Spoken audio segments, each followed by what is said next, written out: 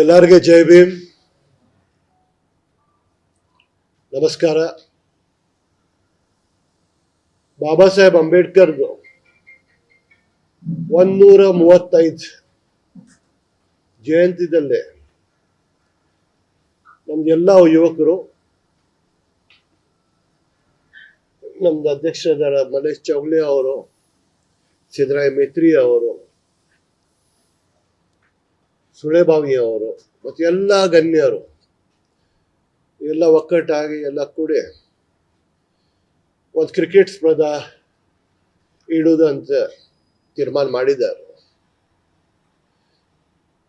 14 ತಾರೀಕು ಏಪ್ರಿಲ್ 2026 ಸಂಜೆಗೆ 5 ಗಂಟೆಗೆ ಸರ್ದಾರ್ ಗ್ರೌಂಡ್ ಅಲ್ಲಿ ಟ್ರೋಫಿ ನಾವು ಲಾಂಚ್ ಮಾಡ್ತಾ ಇದ್ದೇವೆ. ಶಾಲೆದ ಸುಟಿ ಇದೆ, ಎಲ್ಲ ಯುವಕರು ಇಲ್ಲೇ ಹೋಗಬಾರ್ದು, ಸ್ಪೋರ್ಟ್ಸಲ್ಲಿ ಇರಬೇಕಂದ್ರೆ ಈ ತೀರ್ಮಾನ ಮಾಡಿದ್ದೀವಿ. ಒಂದು ಒಳ್ಳೆ ಟೂರ್ನಮೆಂಟ್ ಆಗೋದು.